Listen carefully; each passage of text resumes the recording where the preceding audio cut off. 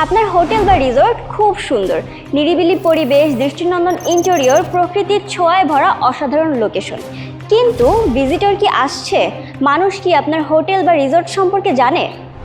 আজকের দিনে শুধু সুন্দর প্রপার্টি থাকলে হয় না, সেটাকে মানুষের কাছে সঠিকভাবে উপস্থাপন করতে হয়। কারণ আজকের কাস্টমার আগে অনলাইন এক্সপিরিয়েন্স দেখে সিদ্ধান্ত নেয় সে কোথায় যাবে, কোথায় স্টে করবে।